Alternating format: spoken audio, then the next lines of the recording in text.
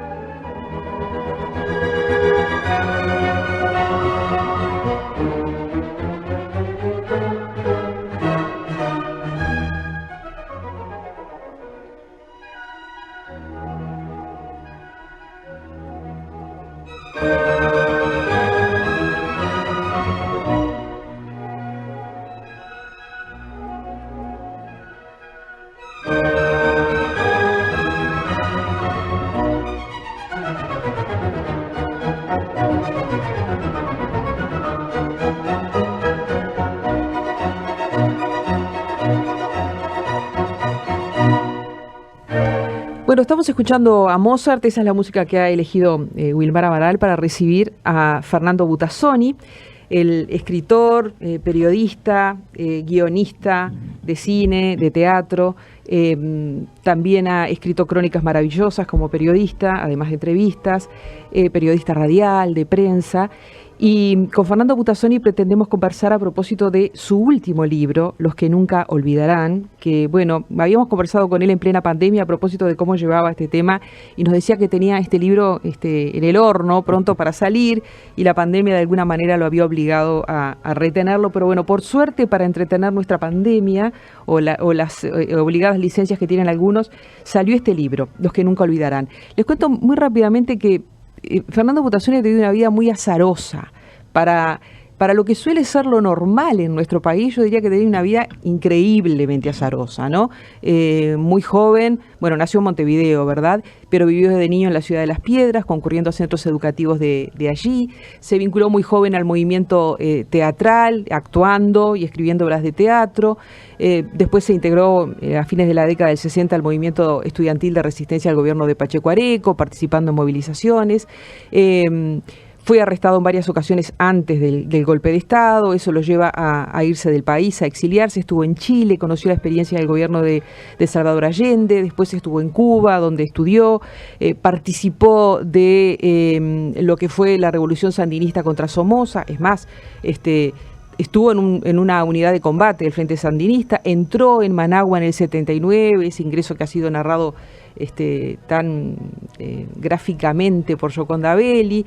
Después estuvo viviendo en distintos países de Europa, Suecia, Italia, vuelve al Uruguay a partir de la restauración de la democracia y trabaja en varios medios de comunicación, prensa y radio básicamente, y bueno, y ya venía con publicaciones muy importantes, pero digamos que se fue haciendo más conocido una vez aquí en nuestro país con algunas obras que pasaron al cine y con otras que van a pasar a ser serie de televisión.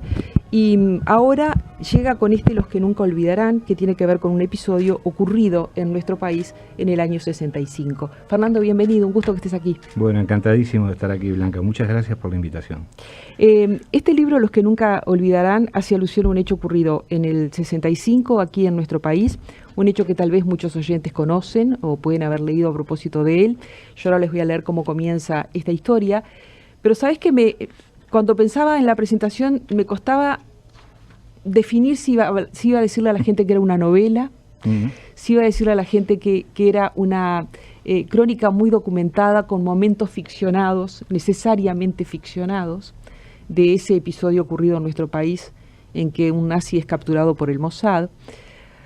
Y también pensaba en una definición que aprendí en el IPA, que decía que la historia dice lo que fue a la manera de la historia, y la literatura dice lo que fue, lo que no fue y pudo haber sido, ¿verdad? Y de alguna manera en este libro hay mucho de lo que no fue, de lo que debió ser y terminó siendo de otra manera a último momento, porque la historia la ejecutan hombres, y lo que pudo haber sido, y todo lo que hubo en el medio, antes de llegar a ese feroz asesinato en una casa de Shangri-La que tú conoces, balneario que conoces desde niño y casa que conoces. Sí. Y entonces te quiero preguntar a ti, ¿cómo hablo de este libro? Bueno, el libro es, voy a tomar la definición de un gran escritor mexicano que se llama Juan Villoro, es un ornitorrinco. Es un libro que tiene un poco de todo. Es decir, a mí no me molesta decir que es una novela, porque yo creo que cuando uno opera con técnicas narrativas, necesariamente construye una ficción. La construye a través de las palabras que elige y las que no elige, la construye a través de los diálogos, aunque sean diálogos que de verdad ocurrieron, la construye a través de la edición de los materiales que toma. Es decir, yo recuerdo que una vez estaba pensando en Gioconda, Elena Poniatowska, que escribió un libro maravilloso que se llama La noche de Tlatelolco, sí, que en realidad es una serie de testimonios orales de gente que participó en esa masacre ocurrida en Ciudad de México en el año 68, creo. Sí. Yo le pregunté, bueno, pero este libro es maravilloso porque no tiene nada de ficción. Me dijo, no, tiene mucha ficción. Y me explicó que ella, si bien cada palabra la había tomado de un registro, si estaba grabada por alguien, ella había tomado muchos testimonios y otros no. Había elegido algunos y otros no. Nadie habla, me decía ella, con punto y coma o punto y aparte. Eso lo puse yo. Los fragmentos que elegí los ordené de determinada manera yo. Entonces es muy difícil escribir acerca de episodios o acontecimientos, hechos, digamos, aunque sean muy privados, que ocurrieron verdaderamente sin recurrir a la ficción. Y me parece que está bien recurrir a la ficción y que eso le da otra profundidad al análisis, por lo menos, de ese tema. Juan Carlos Macedo, que era un divino poeta, un querido amigo, decía, hay conocimiento que solo hay una herramienta para llegar a él, que es la palabra. Si hay cosas que solo a través de la palabra podemos conocer. Y yo creo que esas cosas son las que hay que operar sobre ellas con la palabra y hacer la prueba, probar qué grado de veracidad tiene, qué grado de autenticidad tiene. Yo creo que hay una diferencia muy importante entre la realidad tal como se percibe y la verdad de la milanesa, a propósito de lo cual tuve toda una conversación. Entonces, no me preocupa definir si el libro es una novela, una crónica novelada o histórica, una recolección de... Yo creo que es una especie de acta, ¿no? Un acta muy minuciosa de una serie de hechos narrados desde la verdad del investigador, no desde la verdad absoluta que no existe, ¿no? Uh-huh. Ahora vamos a hablar de la mentira, porque tú hablas mucho de la mentira, sí, en este libro, y recordaba que en Las cenizas del cóndor hablas mucho de Juan Carlos Macedo también, porque en esa época tenía que ver con tu trabajo. Claro, en el sindicato relatás médico. Conversaciones maravillosas con él. El libro Los que nunca olvidarán, de Fernando Butazzoni, empieza así. A Herbert Sukurs lo mataron a martillazos en una casa de balneario situada en las afueras de Montevideo. El hombre que había colaborado con los nazis durante la ocupación de Letonia fue emboscado por un comando israelí infiltrado en Uruguay desde territorio argentino. Tras abrirle el cráneo como si fuera una calabaza, los atacantes le encajaron 2 balazos por si acaso, aunque ya estaba muerto. Luego lo envolvieron en una frazada y lo metieron en un baúl. A manera de recordatorio, colocaron sobre su pecho, junto con el martillo utilizado para cometer el crimen, un texto descriptivo de una masacre perpetrada en 1942 por tropas de la SS en Ucrania. A continuación, los ejecutores se dedicaron a limpiar la escena del sacrificio. Una vez cumplido la tarea, el jefe del comando volvió a comprobar el óbito, cerró el baúl y ordenó colocarle unos candados. Ese era el final previsto. Bueno, el grupo abandona la casa, se marcha del lugar, se dispersan rápidamente, se toman aviones rápidamente, salvo uno que se queda unos días en un balneario, y se van a distintos puntos de Europa. El crimen ocurrió el 23 de febrero de 1965, pero en ese momento nada se supo. En Uruguay el presidente del gobierno había fallecido de forma súbita a comienzo de ese mismo mes. Hablamos de Giannatasio, ¿verdad? Claro, el ingeniero Giannatasio. Ahí está. ¿Por qué este hecho? ¿Qué te atrapó de este hecho, Fernando? ¿Cuánto sabías? Bueno, en realidad sabía muy poco. Me impactó tremendamente. Yo tenía 12 años, 11 años, creo, o 12, cuando ocurrió, cuando se descubrió el cuerpo. Yo me acuerdo que iba caminando por una avenida de Las Piedras y estaban los kioscos con los diarios, porque en esa época había muchos kioscos y muchos diarios, muchos vespertinos, que solían titular en Cuerpo Catástrofe, ¿verdad? Y me acuerdo de los titulares, nazi asesinado en Shangri-La. Y yo iba a Shangri-La con mucha frecuencia. Yo tenía un tío que ya falleció, que tenía una casa en Shangri-La. Y iba con cierta frecuencia y conocía la zona perfectamente. Entonces, para mí fue un impacto brutal, porque además los diarios tenían en la tapa la foto del tipo destrozado. Era todo muy amarillo, muy sensacionalista, ¿no? Pero a los 15 días me olvidé del tema. Y me olvidé del tema durante, no sé, 50 años. Digo. Y un día yo estaba, creo, no estoy seguro ahora, que estaba en el Sportman tomando un café. Y entra una señora, se sienta en una mesa cercana a la mía y empieza a hojear una revista.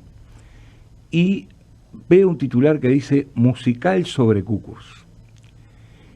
Y a mí eso me fue como un shock, ¿no? Como un impacto terrible, porque me vino a la memoria el caso, claro. Me vino a la memoria mi infancia, y además pensé que era algo totalmente loco, ¿no? Que en Letonia se hiciera una comedia musical sobre un criminal de guerra que había muerto medio siglo antes en el otro extremo del mundo, asesinado. Entonces busqué la revista, descubrí que se había producido esa comedia musical. Me puse a investigar y empecé a descubrir un montón de cosas, ¿no? Con respecto al asesinato, con respecto a los asesinos, con respecto a la familia del muerto, con respecto al Mossad, cosas muy superficiales, que de inmediato el olfato me dijo, acá hay algo raro, ¿no? Y lo que había eran mentiras, muchas mentiras de todos, del muerto antes de morir, de la familia del muerto después que él había muerto, por supuesto que de los asesinos, de los servicios secretos de Israel, del gobierno de Israel, de la inteligencia uruguaya, en fin. El cúmulo de mentiras llegó hasta el Washington Post, por ejemplo. Ahora, a partir de eso digo, bueno, es interesantísimo para mí, pero lo único que puedo hacer yo es encontrar cuáles son exactamente esas mentiras y cuál es la versión verdadera de eso que se distorsionó y terminó siendo una mentira, ¿no? Y en algunos casos me encontré con que simplemente a alguien se le había ocurrido decir algo, como ahora ocurre con las redes sociales, Claro. y eso fue quedando, se fue enquistando, digamos, en la historia, y quedó como una verdad. Y era falso, totalmente falso. Y así con una cosa y con otra, y con otra, y con otra. Y eso de alguna manera sirvió para como difuminar o diluir los crímenes que había cometido Herbert Sucus, ¿no? Y sirvió también para enmascarar la operativa del Mossad en aquel momento en Uruguay, ¿no? Es decir, le sirvió como que a la víctima y a los victimarios también. Esta investigación que tú decís empieza a partir de ese hecho fortuito y de tu sospecha de mentiras, ¿Sí? que te lleva a hechos del pasado a los que volvés permanentemente en tus últimas publicaciones, bueno, también en algunas anteriores, pero hechos en los que tú planteas ahí el dilema entre justicia y venganza, por ejemplo, que parece muy interesante y que seguramente depende de quién lo mire para tener sobre eso una posición, pero implicó que fueras a Letonia, por ejemplo, ¿no? Que investigaras allí qué pasaba y encontrarte, tú ya tenías idea de que allí se reivindicaba públicamente, como decís en el libro, a Sucus como héroe nacional y se negaba su participación en las matanzas de Letonia, ¿no? y hay varias figuras que lo reivindican, pero también viste reivindicaciones del nazismo y de las SS en desfiles aclamados por la gente. Ah, sí, por supuesto. Y eso ocurre en Letonia, pero también ocurre en otros países de Europa del Este, ¿no? En el único país que está prohibido el nazismo y los símbolos nazis es en Rusia, de Europa del Este, digamos, ¿no? Después hay distintos grados, por supuesto, de obscenidad con respecto a eso, ¿no? Pero en el caso concreto de Letonia, se aprovechan de una figura como la de Herbert Sukurs, que fue realmente un hombre extraordinario antes de la guerra. Es decir, un tipo que debe ser considerado, o debía ser considerado, voy a cambiar el tiempo verbal, como uno de los grandes pioneros de la aviación. Claro. A la altura de Santos Dumont, o de Jorge Chávez, o de Amalia Earhart. Lo que pasa es que cuando uno se convierte o es en un criminal de guerra, llega a lo que yo llamo el cero absoluto, ¿no? Es decir, las moléculas dejan de moverse. Y entonces ahí no hay ni pasado ni futuro. Todo lo que pudo haber sido antes y todo lo que pudo haber hecho después como un hombre de bien, queda anulado por esos episodios, ¿no? Que fueron terribles. Sin embargo, en Letonia hay mucha gente que considera no solo que Sukurs era un héroe nacional, porque era uno de los grandes pioneros de la aviación mundial, sino también porque fue un gran luchador contra el comunismo. Y entonces yo descubro que en el fondo de esa reivindicación nazi hay una pugna ideológica muy importante, que es la misma pugna ideológica que está presente hoy en Hungría, en Polonia ahora, en Austria, en muchos países, ¿no? Y que amaga ante, a mi juicio, la torpe pasividad de muchos de extenderse hacia el occidente de Europa con gran rapidez, ¿no? Entonces me parecía que ese era un tema también importante, ¿no? Entender cómo la historia no es solamente una pugna por el relato, es una pugna por lo simbólico desde lo ideológico, ¿no? Es decir, es tomar algún símbolo y convertir eso en una batalla ideológica a partir de la cual imponer determinadas ideas o convicciones o formas de administrar la sociedad. Y bueno, eso me parece que es muy importante, era muy importante en ese momento. Es decir, cuando los nazis entran en Riga, en la capital de Letonia, que fue creo que el 1 de julio del 41, son recibidos con flores y champán, excepto por algunos judíos que estaban advertidos. Muchos huyeron, se fueron a Rusia. Que había decenas de miles, ¿no? Antes de la guerra, cuando entraron los nazis en Riga y alrededores, no tengo la cifra de todo el país, pero en Riga y alrededores había más de 40.000 judíos. Estaban muy organizados, había un montón de sinagogas, escuelas, institutos. Integrados, digamos. Después de la guerra quedaron 400. No te cuento. Y esa gente no se fue a ningún lado, fueron asesinados, ¿no?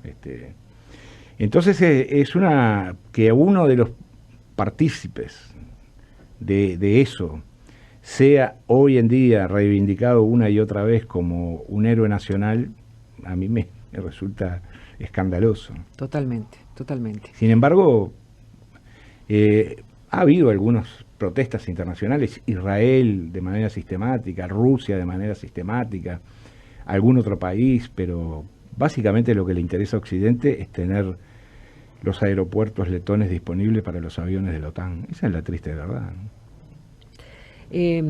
Fernando Butazzoni, esta definición del asesinato, la estrategia de hacerla en ese momento, que trabajó el Mossad en distintos países, ¿verdad?, que trianguló, tiene que ver también con una estrategia política por una discusión que se estaba llevando adelante en el Parlamento alemán, ¿verdad? Claro. Entonces, también tú por ese lado explorás el tema terrible de las conveniencias de que los asesinatos ocurran. Claro. Por ejemplo, yo les decía, este hecho ocurrió en febrero, el 23, y estas personas se van, pero el tema es que la casa esa queda cerrada en Shangri-La, y entonces nadie descubre ese hecho del Mossad, que era lo que se pretendía. Lo que pasa es que este hombre vivía en Brasil y viene acá por negocios, engañado, y termina muerto aquí, mientras su familia cree que está haciendo negocios. Y el cadáver recién fue descubierto varios días después para desesperación de los servicios que decían, pero ¿cómo no lo encuentran? Y queda en evidencia este hecho que realizamos, ¿no? Fue descubierto 11 días más tarde, dice Butazzoni, ya putrefacto, gracias a una denuncia efectuada desde Düsseldorf por los propios autores del homicidio, quienes a través de una carta brindaron la ubicación exacta de la casa, que tampoco era muy exacta. El comisario Alejandro Otero, que era el que la tenía que buscar, le costó encontrarla, y dieron a conocer una especie de proclama con las acusaciones contra Cukurs y comunicaron la ejecución de la sentencia correspondiente.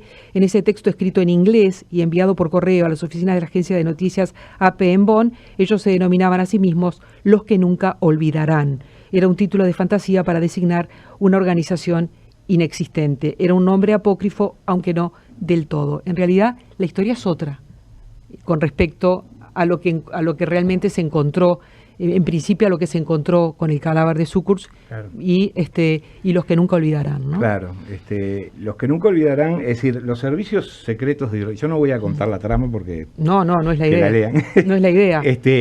Los servicios secretos de Israel habían puesto una fecha tope para cometer el asesinato por razones políticas.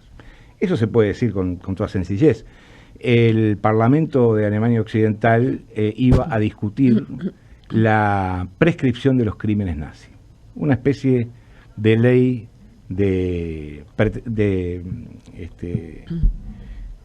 sobre la pretensión punitiva del Estado alemán. Israel consideró, el gobierno de Israel, a través de su primer ministro, que era Levi Eshkol, consideró que eso era absolutamente inadmisible. Y todas las gestiones que se hicieron para que los alemanes revisaran esa situación fueron inútiles. Entonces decidieron enviarles un mensaje. Ese mensaje era un asesinato. Y ese asesinato obviamente tenía que ser hecho sin que aparecieran actuando los servicios secretos de Israel, pero claramente establecido quiénes eran los que habían matado a ese hombre, y tenían que aparecer antes de la fecha de la discusión parlamentaria alemana. Y bueno, estos hombres hicieron todo bien, dejaron el cuerpo, se olvidaron de dejar la condena, pero el cuerpo no aparecía. Porque nadie lo buscaba tampoco. Nadie lo buscaba, exacto. Una casa de balneario, había 2 o 3 casas en toda la manzana, ¿no? Los olores, que debían ser muy intensos, nadie los percibía, hasta que al final los propios asesinos dicen, bueno, vamos a decirle dónde está, ¿no? Entonces mandan. Pero ¿qué pasa? La agencia AP, y además otras, creo que UPI, no me acuerdo, mandan el cable con la información, es decir, lo irradian. Entonces, a la Casa de San Tranquilidad llega Alejandro Otero con su gente y los periodistas, los fotógrafos. Es más, un famoso periodista policial de la época, Humberto Dolce, prácticamente entró junto con Otero. Era un sainete eso, ¿no? Sí, exactamente. A lo cual además, como era final, cuando lo encontraron final de semana de carnaval, había mucha gente en la playa, que empezó a subir, ¿no? El shore, se instalaron ahí a ver qué pasaba, llegaban fotógrafos, llegaba la policía, llegó el juez, era todo un espectáculo. Para un país como Uruguay eso era algo absolutamente extraordinario, ¿no? Y bueno, pero de todas maneras el mensaje llegó de manera un poco defectuosa, pero le llegó a los alemanes, ¿no? Y sí, ellos no dejaron, por distintos medios los autores del asesinato han porfiado de que dejaron la sentencia de muerte contra Cukurs sobre el cadáver. Eso no fue así, no la dejaron. Ignoro, yo tengo una teoría que es que se olvidaron. Ajá. Porque además, tenemos que hacer una pausa, Fernando, pero además nada salió como estaba planificado. No, nada. Suele ocurrir, ¿no? Lo que pasa es que cuando las cosas son demasiado toscas, demasiado torpes, eso estalla, ¿no? Pero en otros casos no salen según lo planificado, pero nadie sabe cómo fue planificado. Entonces queda como en sombras, ¿no? Tú decís que esto, de alguna manera, el episodio y cómo se procesó terminó siendo la vergüenza del Mossad. No lo digo yo, lo dicen, bueno, yo opino algo parecido, pero lo dicen muchos analistas, ¿no? Incluso israelíes, que fue un episodio muy digamos, muy poco feliz, por decirlo así, ¿no?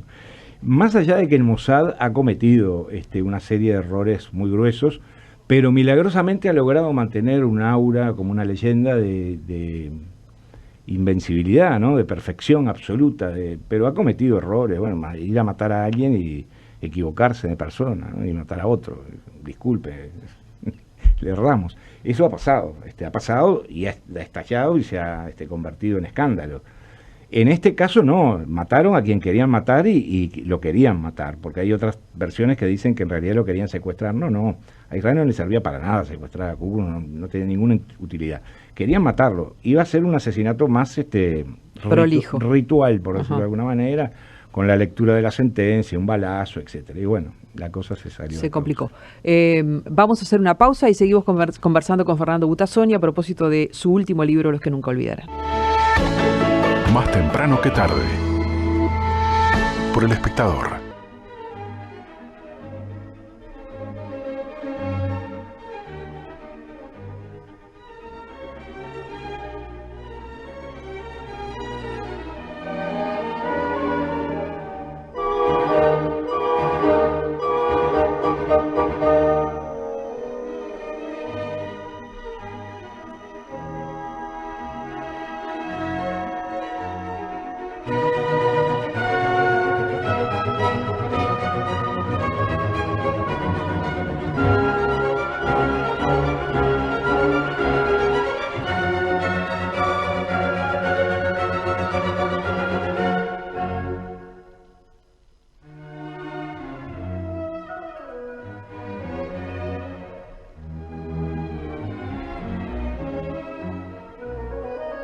Seguimos conversando con Fernando Butazzoni a propósito de su último libro, Los que nunca olvidarán, ese episodio ocurrido en nuestro país, que es la base de la historia, ocurrido en nuestro país en febrero del 65.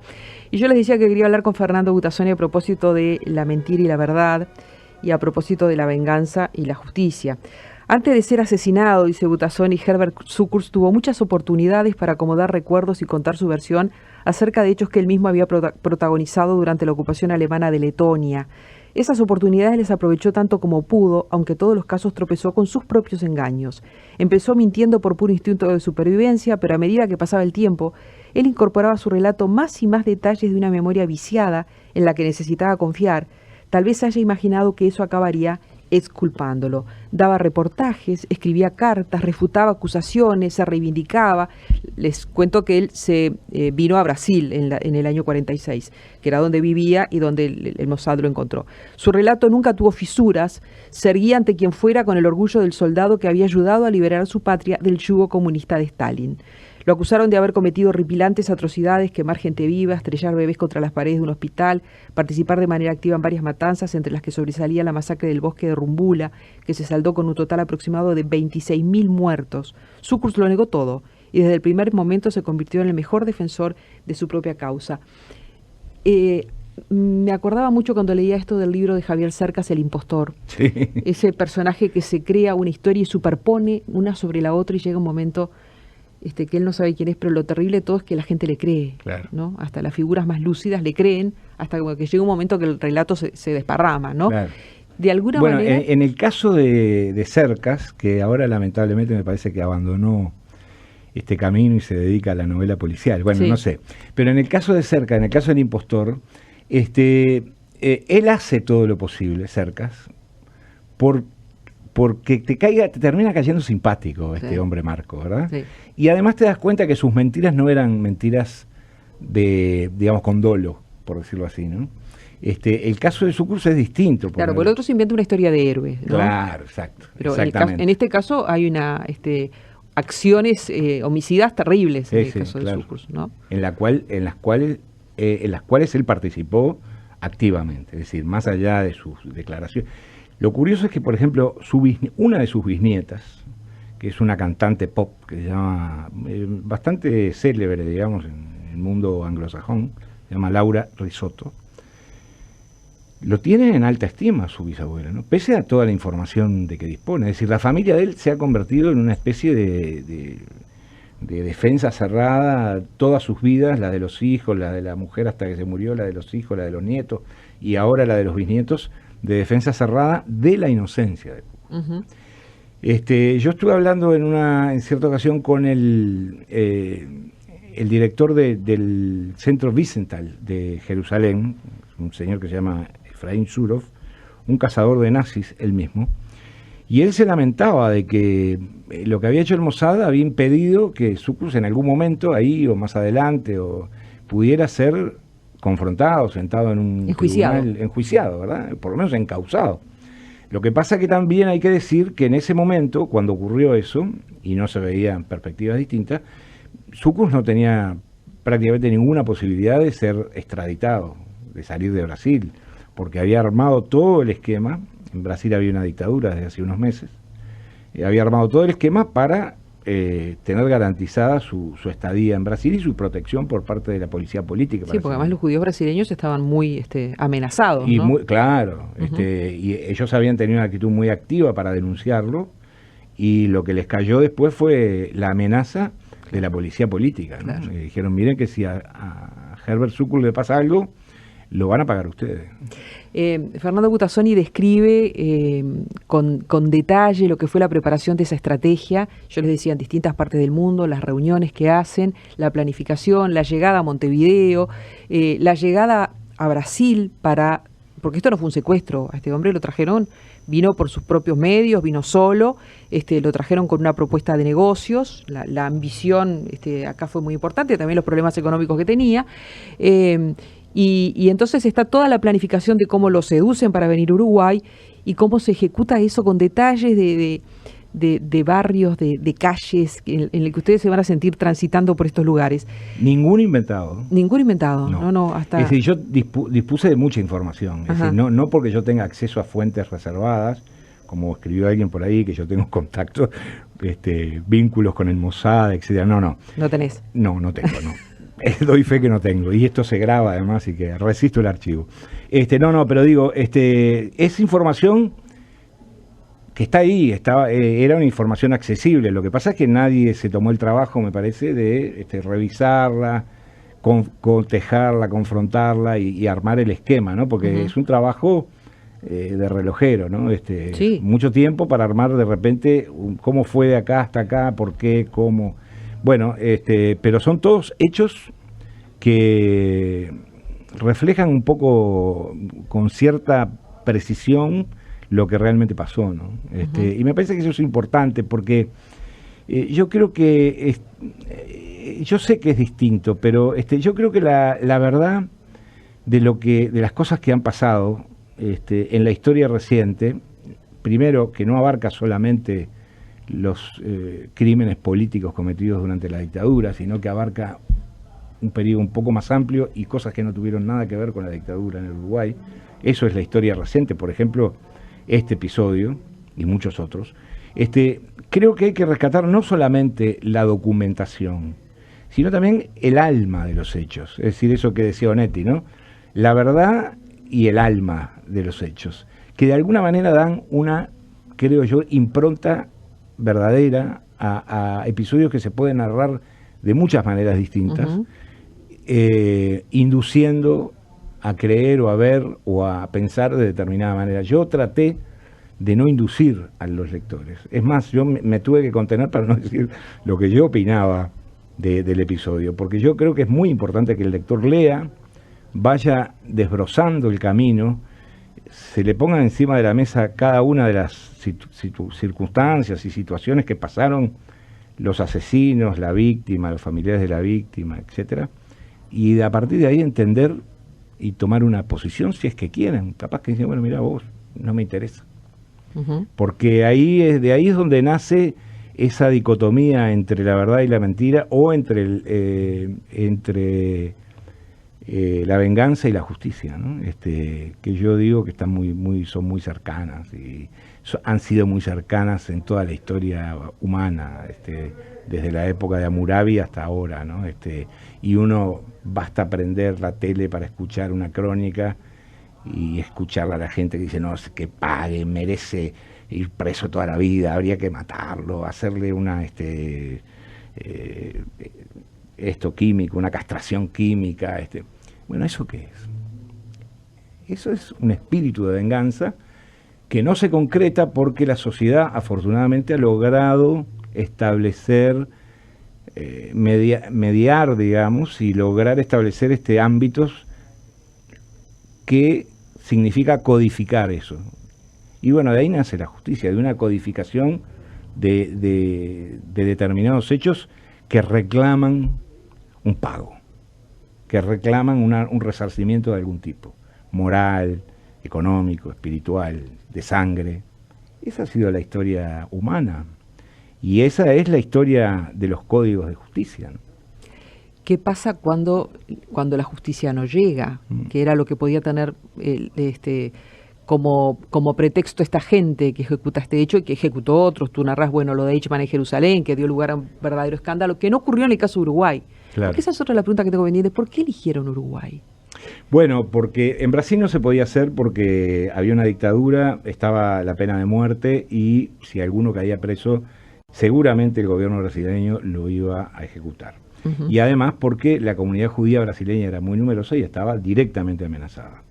En Argentina no se podía hacer porque estaban tratando de recomponer el tejido de relaciones después del escándalo Eichmann. Que fue en el 60, más o menos. Que fue en el 60, claro. Fue 5 años antes. Recién estaban volviendo a tener buen diálogo el gobierno argentino con el de Israel. En Paraguay estaba lleno de nazis, es decir, Stroessner le había abierto la puerta de par. Entonces Uruguay era como que lo más natural, lo más lógico, y además todos, los 2 o 3 que informaron sobre las características de Montevideo, de Uruguay, ahí no pasa nada, está todo tranquilo, ahí podemos trabajar con total confianza. Y además yo creo, esto no es una opinión mía, que subestimaron los servicios de inteligencia uruguayos, ¿no? Ellos pensaron, esta gente jamás se va a enterar de que fuimos nosotros, y además eso se le confirmó cuando no encontraban el cuerpo. Decían, pero estos tipos de hecho, acá no pasaba nada. Claro, exactamente. Entonces, todos esos elementos confluyen en que digan, bueno, vamos a hacerlo en Montevideo, que es el lugar, digamos, que es cercano, que no es sospechoso, que nos ofrece garantías, y que tenemos también, como en otros países, una red de colaboradores que nos pueden ayudar, ¿no? Uh-huh. Los oyentes están participando porque muchos están leyendo tu libro, o muchos lo leyeron. Qué buena entrevista, es excelente escuchar a Fernando. En el verano del 65-66 fuimos con los salesianos en una excursión a Shangri-La. En aquel entonces era realmente una excursión ir hasta ahí, y fuimos a ver la casa donde mataron a Sucurs. Mirando por las ventanas se veían manchas en las paredes que parecían ser de sangre. Esto lo manda Héctor y le agradecemos. Raquel del departamento de Colonia dice, estoy leyendo el libro, me apasiona y también me conmueve. Muy duro y excelente narración. A veces siento que bien muerto está semejante criminal. Hola, muy interesante como siempre la entrevista a Buttazzoni, un grande. Lamentablemente casos de asesinos genocidas honrados como héroes hay en todos los tiempos y países. Esto dice Miguel Paurú. Buenas tardes, felicitaciones por el invitado de lujo. Es muy interesante el tema de la ficcionalidad. Habitamos un territorio ficcional. ¿Cómo escribir fuera de eso? Tal vez cuando nos preguntamos por la ficcionalidad, en realidad nos estamos preguntando por la verosimilitud. A lo que en el fondo queremos acceder es a la verdad en el formato que sea. Por eso a veces preguntamos, ¿y eso pasó? Y todo porque parecería que la verdad está más cerca de la realidad que de la ficción. Esto nos manda, es más largo el mensaje de Mercedes desde el Cordón. Pero acá hay una oyente que dice, bien muerto está. Estábamos hablando del tema de la justicia y la venganza, y yo te decía, bueno, ¿qué pasa cuando la justicia nos llega? Que es un poco la sensación que podía tener esta gente. Claro. Y ahí es que se genera esta estrategia en ese mecanismo de hacer justicia a su manera. Sí. Que, a ver, yo creo que también hay que entender que la cultura judía no es la cultura católica latinoamericana, ¿no?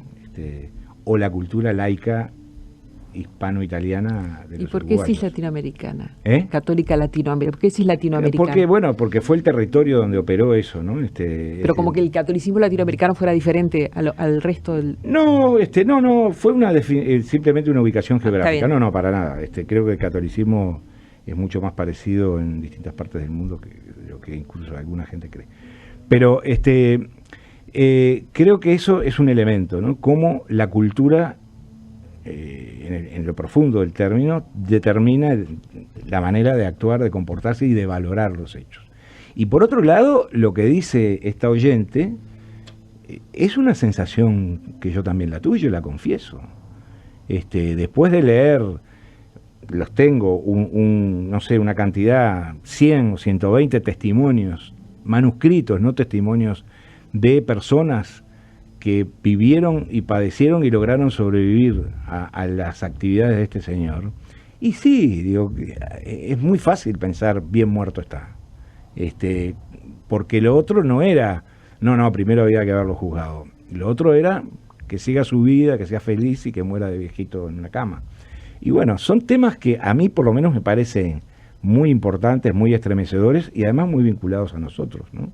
Porque yo muchas veces me he preguntado por qué en nuestros países, no tanto en Uruguay, que somos pocos y los episodios fueron menos, en una escala menos importante, pero en países como Argentina, por ejemplo, o como Chile, no hubo episodios de este tipo. Es decir, en el cual un grupo de gente, capaz que un grupo de amigos o de parientes de un tipo o de una mujer vilmente asesinada por la dictadura, no tomó justicia por mano propia.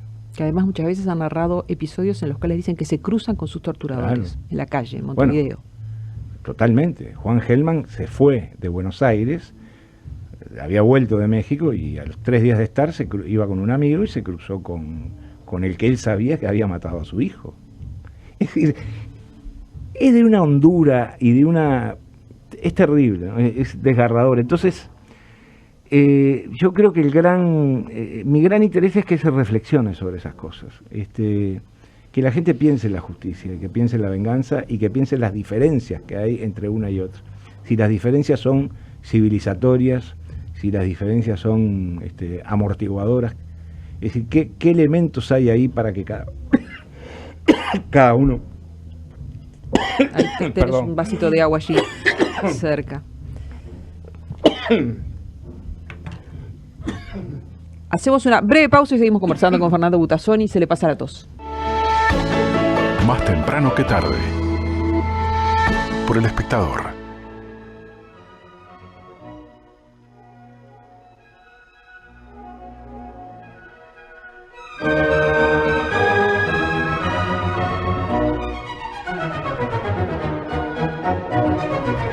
Y bien, nos encaminamos a terminar esta conversación que está tan interesante con con Fernando Butazzoni, sobre los que nunca olvidarán, que bueno, como ustedes saben, esta novela, por llamarlo de alguna manera, él no le molesta que se llame novela, tiene todas esas reflexiones, además del relato increíble, lleno de detalles, de cómo este hecho ocurrió, incluso cuando llega el momento en que tiene que, así como describe Butazzoni de manera terrible los asesinatos de los nazis en Letonia, describe de manera terrible y con detalle el momento de la muerte de este hombre, que incluso él dice, bueno, me tenía que poner finalmente a describir lo que era el motivo central de esta historia, ¿no? Que es cómo este hombre es asesinado en Shangri-La, cómo es traído engañado a Uruguay para hacer negocios vinculados al sector inmobiliario.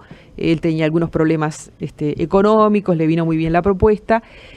Su entorno sospechaba de esta invitación, y es increíble, ¿no? Porque su entorno, un policía amigo que él va a visitar y conversar con él, el cual se despide, le advierte de esta propuesta de negocios que le hace un hombre que obviamente integra el Mossad, pero que miente a propósito de su origen, su periplo, a qué se dedica, etcétera, y lo seduce con este negocio. Todos le advierten que tenga cuidado. Cuando dice que va a salir del país, sí, es la preocupación de todos, sobre todo este policía, la familia, bueno.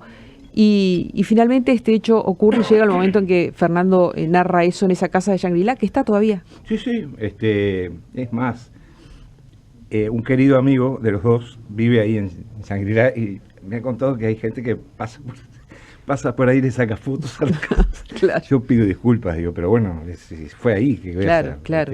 Además es una casa que es muy característica, en ese lugar no hay dos casas de este tipo, entonces no la voy a describir para... Sí, no, que no imaginen tampoco una mansión como se dijo en alguna de las mentiras que tú contás a propósito de la historia. Es una casa humilde, común y corriente de balneario, ¿no? Pero tiene 2 o 3 características que son únicas en esa zona. Entonces, Eso ha llevado a que mucha gente la identifique, ¿no? Me resulta muy curioso eso que tú decís y que es totalmente constatable de elegir el Uruguay porque nunca pasa nada, ¿no? Para que esto ocurra, porque tú describís una serie de hechos que en un balneario en el 65, donde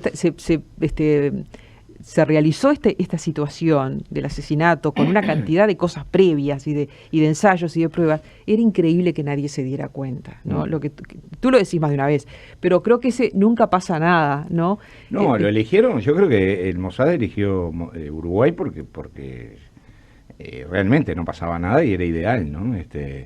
Incluso yo he leído algunos textos.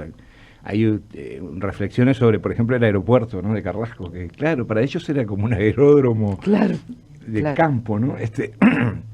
Todo ese tipo de cosas los llevó a elegir ese lugar. Y sí, nadie se dio cuenta, ocurrió el crimen y nadie se dio cuenta que había ocurrido el crimen hasta mucho después, ¿no? Y bueno, este episodio que ocurrió en el 65 y sobre el cual se enteraron unos días después acá, desde el punto de vista país, Fernando, no significó ningún problema diplomático en su momento ni nada. Bueno, ¿O sí? No, en realidad no. Incluso es más, cuando Otero actuó con cierta sagacidad en el tema, le puso mucho énfasis a la investigación, se equivocó porque él creyó una teoría, inventó una teoría razonable, pero inventada. La creyó y la siguió, pero tuvo algunos gestos importantes. Por ejemplo, pedir la captura de un diplomático israelí que estaba en Buenos Aires, que él lo vinculó correctamente con el crimen. Y eso generó una especie de chisporroteo diplomático. A mí me da la impresión que fue mucho más por la galería que real, ¿no? Pero bueno, incluso ahí, en ese intercambio diplomático, también mintieron. La ministra de Relaciones Exteriores de Israel, que era nada menos que Golda Meir, desmiente tajantemente, dice que el primer ministro está ofendidísimo. Y el primer ministro, yo no sé ella, debía saberlo porque era nada menos que la ministra de Relaciones Exteriores, pero el primer ministro había sido el que había aprobado la operación. Sí, que Dios dijo, bueno, ahora. Vamos a hacerlo, claro. Entonces es muy... sería gracioso si no fuera tan dramático, ¿no? Cómo las mentiras terminan apropiándose de la historia. Y hasta que no retirás el velo, se quedan ahí, ¿no? Y permanecen. Estábamos, para cerrar, porque me lo reclama la gente, estábamos conversando a propósito de algo que tú decías que tenía que ver con un tema cultural, de cómo aquí, por ejemplo, no se había dado en el Río de la Plata, en Argentina, en Chile, tampoco en Uruguay, estrategias de estas características, de salir a cazar culpables, ¿no? Sí. De salir a buscar a quienes están identificados como verdaderos culpables, ¿no? Y tú decías, ese es un tema cultural, básicamente. Yo creo que es una mezcla, ¿no? Pero yo creo que hay un tema cultural, hay un tema también de desarrollo, por decirlo de alguna manera, del civismo, de la civilidad de la gente, pero hay un elemento cultural importante que en otras culturas, en la cultura eslava y en la cultura judía incluso, tienen características distintas, ¿no? De ahí que para nosotros la justicia necesariamente pasa solo por un lugar, y de ahí que para otros la justicia pasa por un lugar y si no puede pasar por ese, pasa por otro. Yo creo que es un elemento que nos diferencia, sí, y lo digo con el corazón en la mano, no sé si para bien. Fernando Butazzoni, los que nunca olvidarán, yo les propongo que se acerquen a esta publicación, la van a disfrutar y además es una mirada sobre un hecho histórico absolutamente diferente que permite conocer estilos de vida también, conductas, personalidades. Hay descripciones imperdibles de gestos que seguramente Fernando imaginó, pero que tienen mucho que ver con personajes que han transitado por este mundo. Ha sido un gusto y yo te agradezco este libro, porque una vez más me conmovió, como me conmovió Las cenizas del cóndor increíblemente, y esa Aurora Sánchez, que nunca olvidaré, y como me conmovió tu investigación de la historia americana, y en este caso también los que nunca olvidaran, porque además es muy difícil que el autor no trasunte aprecio por uno de sus personajes, y en esta novela pasa un poco eso, no trasunta aprecio por ninguno de sus personajes. Bueno, fue un gran esfuerzo. Los deja librados a su suerte. Sí, creo que es lo que se merecen. Fernando Butazzoni, ha sido un gusto, muchas gracias. Blanca, muchas gracias a ti.